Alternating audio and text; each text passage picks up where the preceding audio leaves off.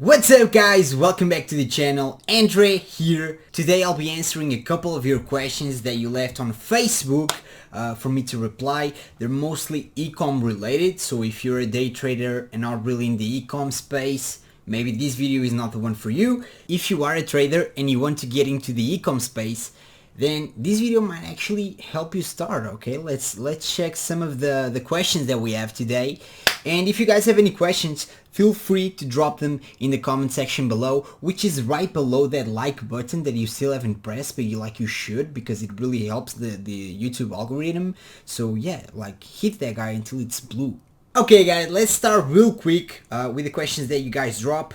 So Roshan, or by the way, I'm so sorry if I butcher your names, because first of all, I'm not English, as you guys can see from my accent. I'm not an American, and I don't use English in my day-to-day life. Okay, I do this for fun, and some of you guys' names ain't English as well. Okay, so I'm so sorry if I butcher your name. Like for example, Tim, I'm probably saying that right, but Roshan, probably not, right? So sorry, Roshan Malik. Hey, can you address this question in your video, please? What marketing platform do you recommend for the kitchen niche? Facebook ads, influencer, Pinterest, or any other? Here's the deal about marketing platforms, guys. It's not about niches, okay? It's about what your product actually is. Let's think about the two biggest ones, which is Google Ads, and which includes YouTube and Gmail, Discovery, all of that, and Google itself, of course, and Facebook. Those two are like the biggest ones. Imagine this, guys. If your object is something that people are searching for, then maybe you should go with Google. Here's the reason why. Google is more like of intent focused, right? This is something that usually people will only tell you if you buy a course, by the way. Google is more for people that are actually looking for something. For example, you're going to run an ad. Let's say that you're selling a frying pan in the kitchen niche. If you are selling a frying pan, then probably Google will be the best place for you to sell and not Facebook. Why? Because if you go on Google and you create an ad for the keywords buy frying pan, you will get people with the intent of buying frying pans. Those are the exact people that you want to target.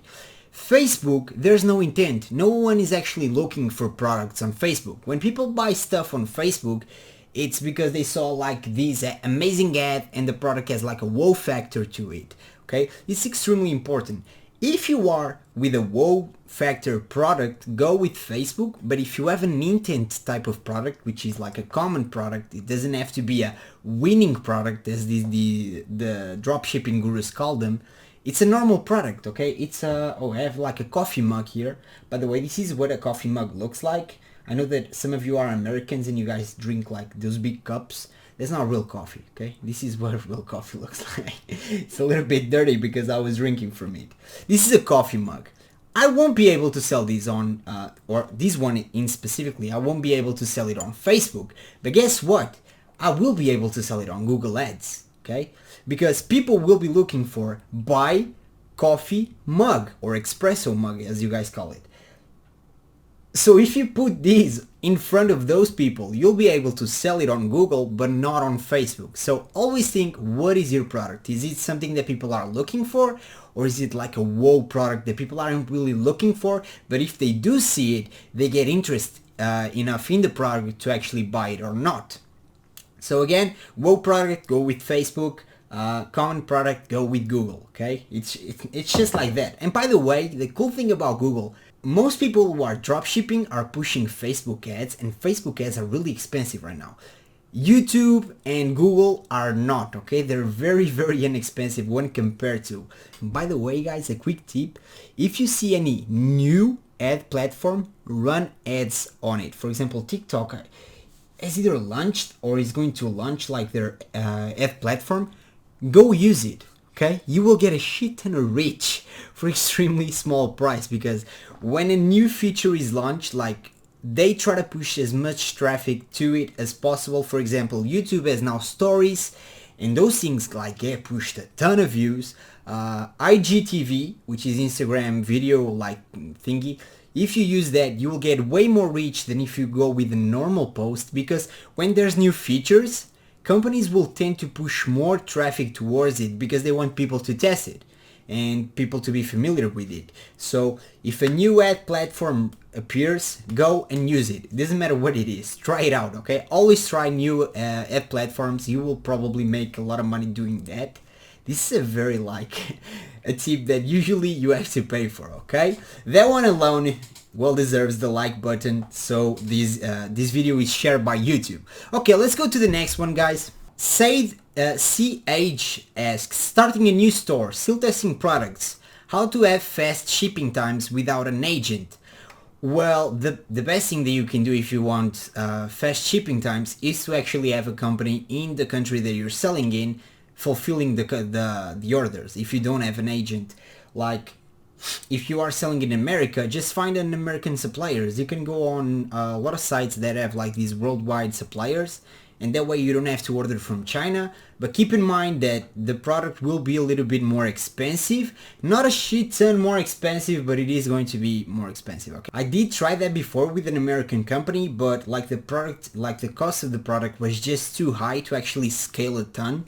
So we decided to go again back and get a Chinese supplier, ship all of it to America, have a warehouse there that would then fulfill. If you are doing small orders, you can find on Google pick and pack companies that will basically receive all of your items and then will fulfill them inside of America. It's basically like an FBA system, but without Amazon, right? You have like these tiny companies that they're called pick and pack. Just go on Google and you can find some. So order all of your product from China to those companies and then they will fulfill. Keep in mind that these will increase the cost of fulfillment, but again, you will have very, very fast, like 2-day shipping on some cases, so which is amazing. It's the same as Prime, and if you are offering 2-day shipping on your store, you're probably ahead of a lot of people who are drop shipping and having like 2, 3, 4 weeks sometimes of wait time, especially now with the COVID-19 out there, right? So I think that's like the best way for you to actually do that. Next one, Nabil Metin asks, best way to identify which Instagram influencers to use to drive sales. You have to test, man. There's like no real way of actually doing it without testing. There are some boring ways. I mean, if you see that an Instagrammer or YouTuber, whatever it is getting a lot of products run through them, they're probably making sales. Especially if you see the same company come back and back and back and back to that same influencer, they're probably making sales. But that's a very tedious way of doing it, because you have to search for a ton of influencers and every day go and see what ads they're running. So in my opinion, it's just easier to actually test. Sometimes you can find influencers that will test your products, that will promote your products for extremely cheap.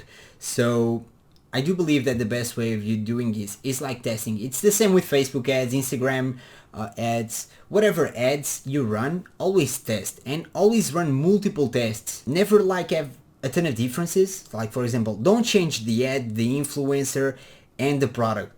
Like don't change everything, change only one thing and see the data from all of them and try to compare them. That's like the best ways to test, man. There's not a way of you like going into an influencer and know if it's going to work or not without you testing, okay? Eric says, would be good if you have videos on actual campaigns and some low budget ads then scaling. I'm just a beginner, so something to follow and learn, thanks. So I can't really make like a full video on this because it would be extremely big, but here's the thing about campaigns. A ton of people are buying Facebook courses and they haven't read Facebook Central Help. Go read Facebook Central Help. Facebook wants you to succeed. Like they give you a Bible and say, you do this and we will make the sales for you. It's there because they want you to make money. They don't care about your $5 a day, okay? They don't. They want you to make a shit ton of money so you come back to them and you spend more and more and more. That's how they work. That's how they get more and more money inside of Facebook or Google or whatever. So they give you the tools. Just go and do it. Now, when it comes to low budget, the best way, a lot of people do like $3 a day ad sets or even $5 a day, but usually they don't run one ad set, okay? You will need to run like 10 of these. So you will be spending, I would say at least like $30 a day, like minimum, Okay, you should be spending at least that, because if you have, like, don't get me wrong, $1 is better than zero because it gives you data. Zero doesn't give you anything, right? But the more data that you have, like, it's the law of big numbers, right? The more data that you have, the more reliable it is. Like, if you are spending $1 a day and you don't make any sales, it doesn't mean that the product is shit. It basically just means that you haven't spent money enough to actually test it. So keep that in mind. Like, you have to spend, and you have to spend consistently. If you have 50 bucks, spend them through a week and not in a single move, because that way, like, Facebook learns a little bit on the way and can help you, like, get more traffic to the ad, like good traffic to the ad. So I would say, like, the best low budget ads is creating an ad, running 3 to 5 bucks a day on it, but have like 5 to 10 ad sets each day running for at least like a week. Okay, so that's the bare minimum in my opinion. Now, a couple of things that you can do is enter your website. What'd you buy from it? Like, I see a lot of people posting their dropshipping websites or normal e-com sites, and even they would not buy from it because it looks so shady. Like, they have like what is it called, those badgers that say reliable payment and all of these. Like, no one needs that. You don't go onto Amazon and you see like those big badges 100% certified. You don't see that on big sites. Why are they on your website? Why is your website in pink and red? Have you ever went to apple.com and see pink and red? No, you see white or black, right? Just choose, make your website look good, make your ads look good, and you'll probably be successful. I mean, finding winning products is more about finding winning audiences than products. But to do that, you have to test, okay? You have to test. Just be smart about it. So Remo asks, I am growing my store organically now with the help of influencer marketing. Wait, like, are you running ads on influencers? Do you have influencers that work for you, like on what is it called, affiliate program? Any tips on how I can sustain this wave, or should I jump and mix it with Facebook ads while it's still hot?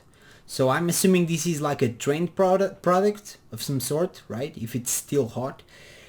Here's the thing about paid traffic, it's the best type of traffic because you can always get more. Okay, you just give more money to Facebook or Google or whatever, and they will give you more traffic, so you can always get more. So if you can afford paid traffic, go for it, like, of course. Now keep in mind that if you now have like free traffic, of course, especially in the beginning, your return on investment will be lower. But if you are making more money, then who cares, right? See a lot of people that are like, they spend 5k, they make 10, and then they spend 10, and instead of making 20 they make 15, and they think, well, did I do something wrong? No, you just turned 10 into 15. You made money, okay? Just because you didn't have the same, like, the same results, you still made money. It's still a decent ad, okay? So yeah, I mean, I'm not sure what you mean by I'm growing organically with the help of influencer marketing. I'm assuming it's an affiliate program, or you have friends who are influencers. But if you can, go with paid traffic as well. Okay, don't stop what you're doing, just go with paid traffic as well, okay? Because you can get way and way more people with paid traffic than with free traffic, right? So if you can, definitely go for it. Last one, team, what's your sales funnel look like? Standalone product page with retargeting. Wait, what? Standalone product page with retargeting. Oh, sorry, no. I usually don't do one product websites because you can't upsell with single product pages. Like, I see a lot of people who are doing this and it works, like, because they're extremely targeted. They probably get more conversions than a normal website, but you can't do upsell, right? You can call that person or send them an email like 15 days after and tell them, hey, remember this product? We have this product that goes along with that product, and if you buy this one, we actually give you a discount. You can't do that if you have a one product store. So I don't do them. I'm not saying they're bad. I see a lot of people making shit ton money out of them.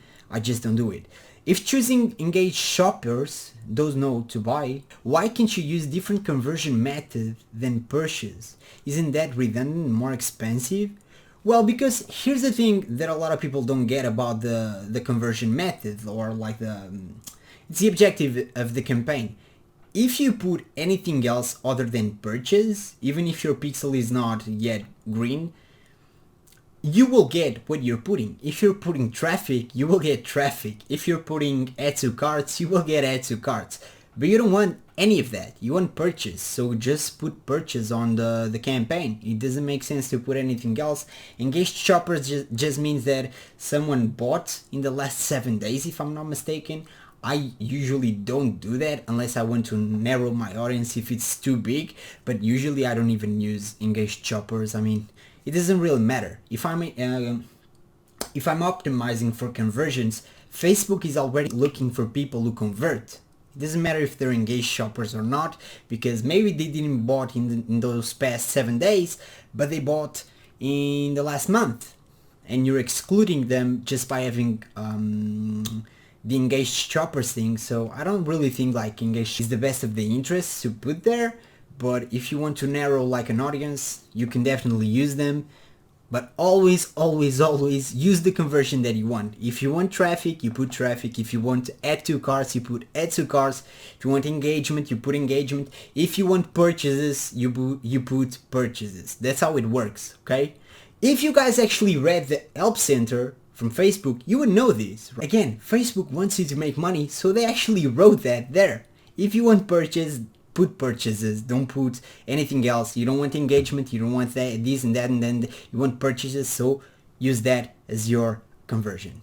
So yeah guys, these were the 6 questions that you guys dropped on Facebook. If you have new ones, feel free to drop them in the comment section right after you drop a like. It's just a single button. You like gently tap it and it becomes blue because it gets really hurt, so you have to do that. Hope you guys enjoyed this video. It's a little bit different from what I usually do, and I will keep answering your questions as long as there are enough questions for me to make a video. Feel free to drop them in the comment section below. That was it guys, and I'll see you in the next one. Peace!